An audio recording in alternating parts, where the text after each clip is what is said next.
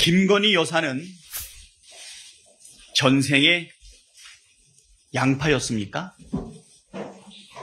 까도 끝없이 나오는 양파 껍질처럼 김 여사를 둘러싼 의혹들이 줄줄이 터져나오는 것을 꼬집는 네티즌들의 풍자입니다. 김건희 여사를 둘러싼 의혹들이 정말 끝이 없습니다.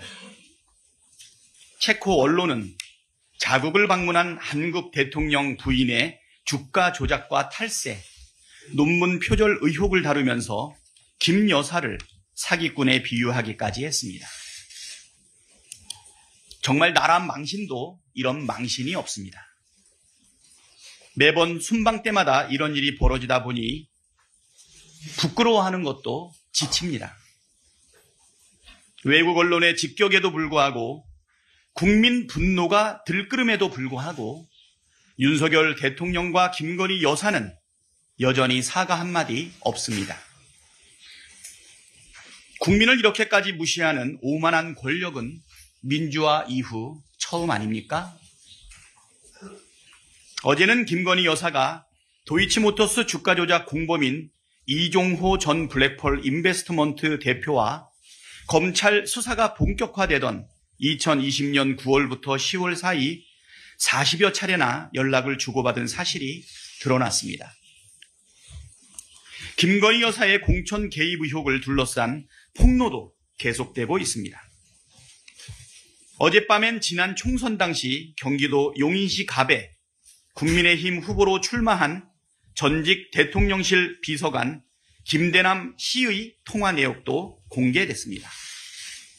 김대남 씨는 김건희 여사가 이혼모 전 비서관 공천을 위해 당시 국민의힘 공천관리위원이었던 이철규 의원을 수족으로 삼아 공천에 개입하고 있다고 주장했습니다.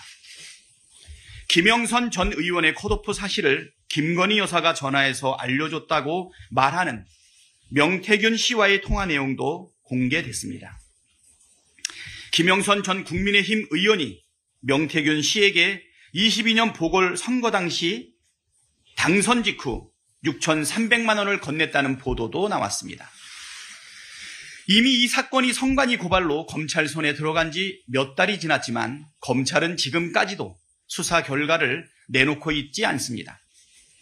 윤석열 정부 들어 김건희 여사와 관련된 사건을 검찰이 제대로 수사한 사례가 단 한 건도 없으니 김건희가 성역이냐는 비판이 나오는 것이고 검찰 수사에 대한 불만만 또 불신만 높아지고 있습니다.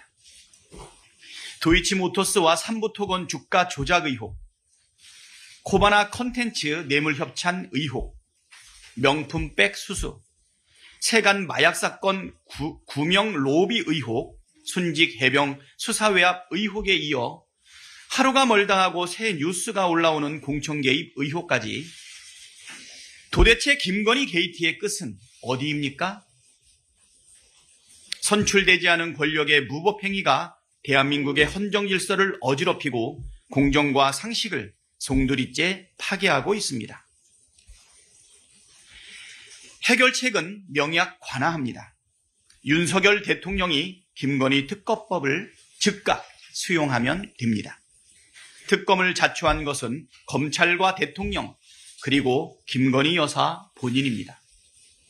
윤석열 대통령이 민심을 무시하고 또다시 거부권이란 칼을 휘두른다면 그 칼에 대통령 자신도 베일 것이라는 점을 엄중 경고합니다.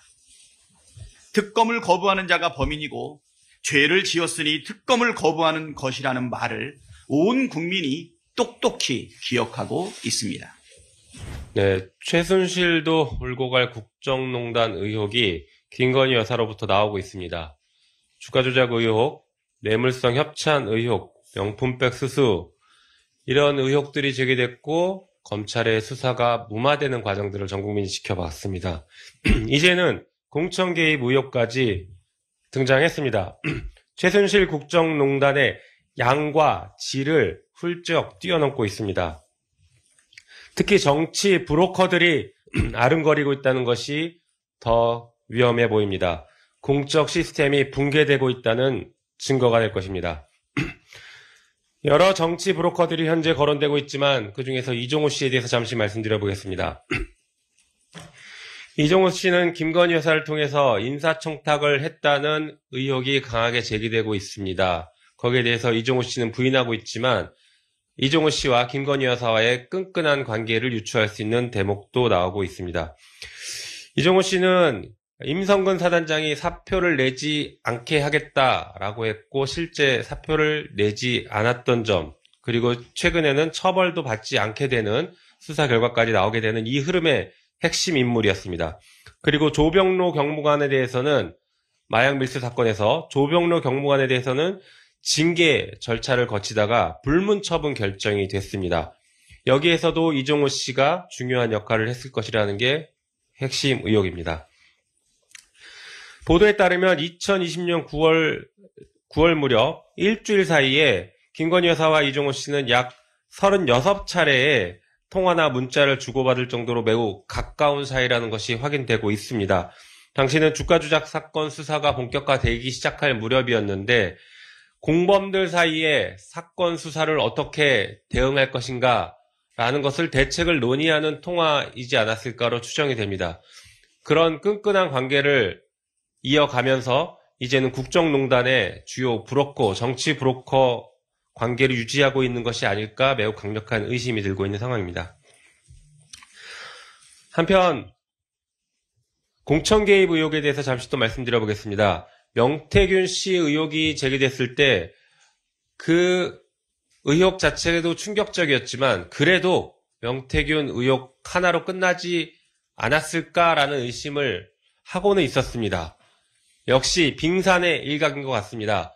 어젯밤 서울의 소리에서 보도된 내용에 따르면 용인갑 전략공천 과정에서도 김건희 여사와 관련성이 매우 강하게 의심되는 대목들이 나오고 있습니다.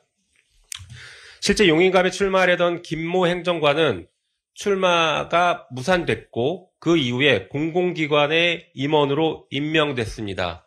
이것은 전형적인 후보자 매수죄 행위의 유형과 매우 흡사하다고 할 것입니다. 사안이 이 정도라면 경찰은 지금 당장 김건희 여사와 그리고 그 의혹의 중심에 있었던 이철규 의원 등에 대해서 휴대전화부터 압수수색을 해야 할 것입니다. 이게 사실 공소시효가 얼마 남지 않았습니다. 경찰은 매우 신속하게 수사에 착수해야 합니다.